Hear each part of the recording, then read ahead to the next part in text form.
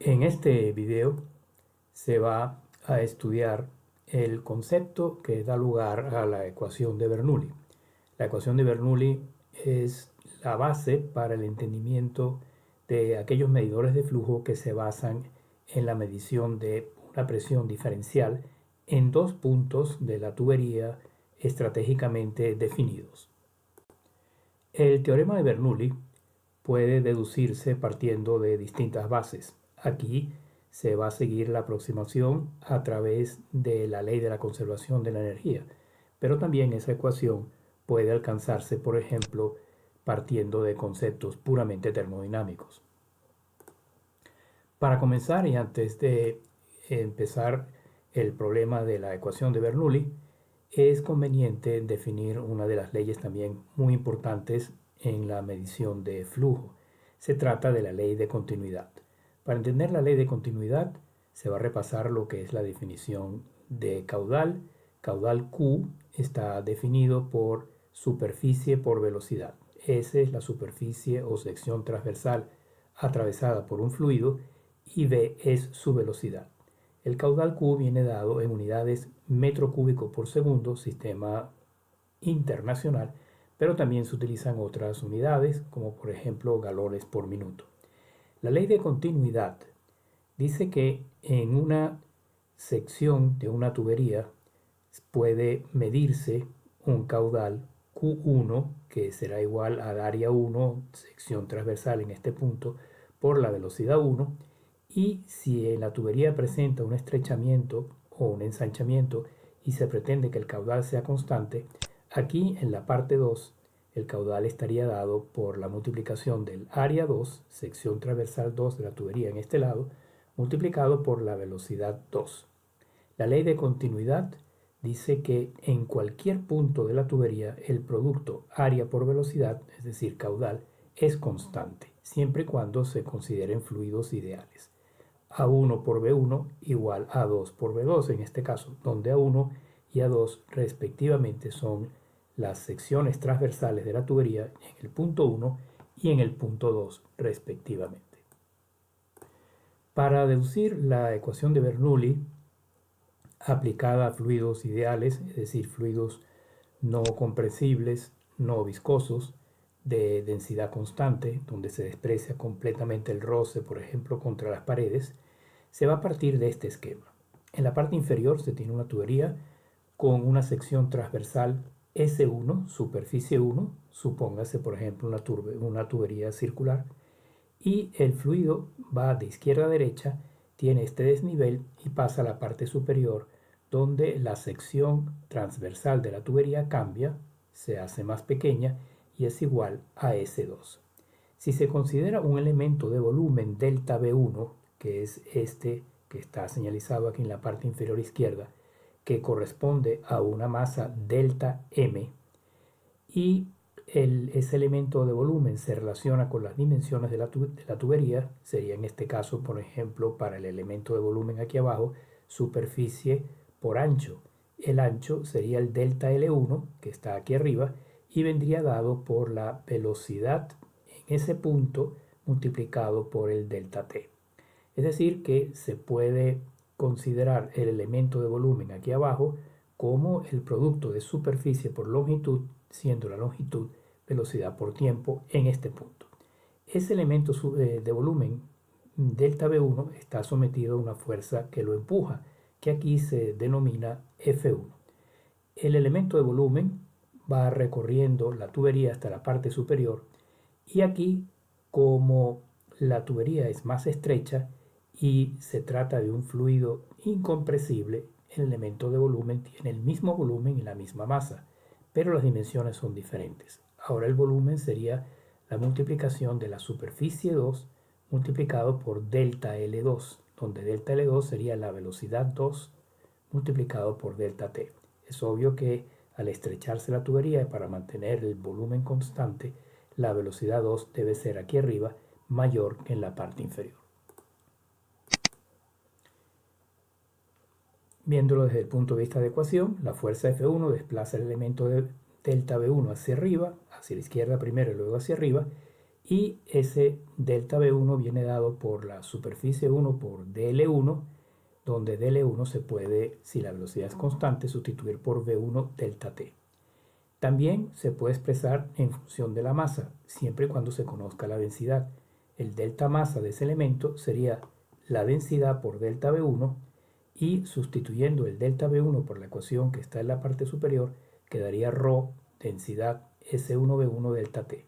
Y como el fluido es incompresible, no viscoso, de densidad constante y despreciando el roce, el elemento dm1 delta masa 1 en la parte inferior debe ser igual al correspondiente en la parte superior, cuya ecuación es esta que está aquí. Bien, en el intervalo delta t, la delta masa pasa de h1 a h2 y su velocidad cambia de v1 a v2. Considerando ahora la parte energética, hay una variación de energía potencial en el elemento que se está moviendo, pero también una variación en energía cinética, puesto que cambia la altura y también la velocidad. Desde el punto de vista de la energía potencial, la variación sería la energía potencial en el punto 2, punto superior, que vendría dada por delta mgh2, menos la energía potencial en el punto 1, siendo las alturas referidas a un punto de referencia que está en la parte inferior de la figura. Y agrupando los términos y sustituyendo el delta masa por ρ delta V, que es densidad por delta volumen, quedaría la ecuación para delta energía potencial igual delta volumen, densidad constante de gravedad por la diferencia de alturas. En el caso de la variación de la energía cinética, sería en la parte superior un medio delta m por velocidad al cuadrado 2 menos un medio delta m velocidad al cuadrado 1 en la parte inferior. Extrayendo factor común el delta m y el 1 medio y sustituyendo el delta m de nuevo por ρ delta v, queda esta expresión para la variación de la energía cinética. El trabajo realizado por las fuerzas exteriores sería trabajo exterior igual fuerza 1 delta x1 menos fuerza 2 delta x2, puesto en función de presión, sabiendo que fuerza igual presión por superficie y que la superficie por delta x da el volumen, queda esta expresión. Trabajo exterior igual delta P, es decir, P1 menos P2, multiplicado por el delta volumen, siempre y cuando se tengan en cuenta fluidos incompresibles. Según el teorema del trabajo y la energía, el trabajo realizado es igual al delta energía, siendo delta energía la variación de la energía potencial más la variación de la energía cinética. Sustituyendo en la fórmula trabajo exterior igual suma de las dos energías, quedaría P1 delta V menos P2 delta V, este sería el trabajo, es igual a la suma de las dos delta energías, que sustituyendo las fórmulas vistas anteriormente, quedaría esta ecuación que está aquí. Los dos términos estos para la potencial y estos dos para la correspondiente energía cinética. Luego, agrupando términos, es decir, todos aquellos que tienen subíndice 1 de un lado y los que tienen subíndice 2 del otro lado, queda esta ecuación. Y esta ecuación ya en forma cruda es el teorema de Bernoulli, que no es otra cosa sino la ley de la conservación de la energía. Como delta M es densidad por delta V, siendo la densidad constante, sustituyendo el delta M por ρ de V, quedaría la expresión toda en función de delta V, en función del elemento de volumen. Los tres términos en el punto 1 igual los tres términos correspondientes en el punto número 2. Si se divide toda esta ecuación entre delta V, se ve que delta V desaparece y la ecuación queda simplificada a esta expresión que está aquí, que se conoce como la ecuación número 2. Presión 1 más ρgh1 más un medio ρ v cuadrado 1 igual exactamente del otro lado, pero en el punto 2. Y asumiendo, como es el caso de la mayoría de las mediciones en la industria, que la tubería es horizontal, o al menos el tramo donde se está haciendo la medición es horizontal, los términos ρgh1 y ρgh2 se cancelan puesto que tienen la misma altura. Y la ecuación queda nuevamente simplificada a presión 1 más un medio ρ v cuadrado 1 igual presión 2 más un medio 2 ρ v cuadrado 2, y eso es igual a la presión más el término un medio ρ v cuadrado en cualquier punto de la tubería, es decir, es una constante. Las presiones involucradas en la ecuación 2, puesto que es una ecuación cuya unidad es presión, son las siguientes. P es la presión estática, es la presión que ejerce el fluido sobre las paredes de la tubería. ρGH es la presión hidrostática debido a la altura del líquido en la tubería, que se desprecia en la gran mayoría de las mediciones. Y un medio ρB cuadrado es la presión en la dirección del fluido. Depende del cuadrado de la velocidad del fluido. Estas ecuaciones 2 y 3 que se acaban de ver constituyen el teorema de Bernoulli.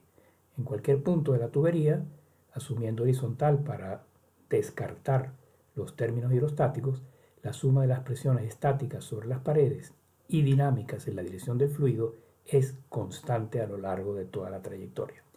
Entonces, si se conoce o se mide la diferencia de presiones en dos puntos distintos de la tubería, de la ecuación 3 se puede encontrar la diferencia del cuadrado de las velocidades en dichos puntos. Es decir, de la ecuación 3 se pasan los términos presión a un lado, los términos velocidad al otro lado y queda esta ecuación, que es la ecuación número 4. Ahora, en esta ecuación, si se mide P1 y P2, se tienen dos datos, pero quedan dos incógnitas. ¿Cómo se puede resolver una de las incógnitas, una de las velocidades, para poder despejar la otra y de esa manera tener el flujo? Pues utilizando la ecuación de la continuidad, que dice que en cualquier punto el caudal es igual y específicamente en el punto 1 es superficie 1 por V1, en el punto 2 superficie 2 por V2. Es la ecuación 5. Suponiendo que la tubería tenga una sección transversal en forma de círculo, entonces su superficie va a estar dada por pi r cuadrado, o lo que es lo mismo, pi de diámetro entre 2 al cuadrado. Esta para la superficie 1 y esta para la superficie en el punto 2. Despejando d sub 1 ahora de la ecuación número 5 en la lámina anterior, quedaría d sub 1 igual d2 entre d1 al cuadrado b2, despejando b sub 1 de la ecuación de continuidad. Quedaría b1 igual relación entre áreas, pero como el área en ambos casos tiene la constante pi y la constante 4, se cancelan y queda esta expresión. Y este b1 se puede ya sustituir en la ecuación 4 para lograr expresar la velocidad 2 en función de la diferencia de presiones. Quedaría entonces, según la ecuación 4, P1 menos P2 igual un medio ρ b cuadrado 2 menos b cuadrado 1, pero b cuadrado 1 por la ecuación de continuidad este término. Y ahora eso, agrupando términos, quedaría un medio ρ b cuadrado 2 por 1 entre la relación de diámetros elevado a la 4. Luego, si se despeja ahora b sub 2, quedaría la raíz de 2 P1 menos P2 entre densidad 1 menos relación de diámetros elevado a la 4. Y esa relación de diámetros de 2 entre D1 es lo que se conoce como el coeficiente beta, que por supuesto debe ser menor que 1, puesto que estamos dentro de una raíz.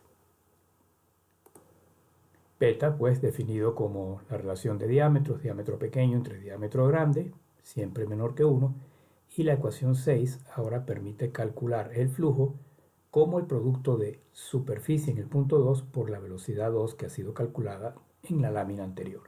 Y este, por la ecuación de continuidad, es el flujo constante siempre y cuando se cumplan las suposiciones de este fluido ideal a lo largo de la tubería. En la parte práctica, ya cuando se trabaja con instrumentos de medición de flujo basados en diferencia de presiones, se suele definir un concepto práctico que se llama el head o cabezal. Y ese head o cabezal, abreviado HW, H de head, W de water, se define como la diferencia de presiones entre gamma, siendo gamma el peso específico, no la densidad. El peso específico que viene dado por densidad por G.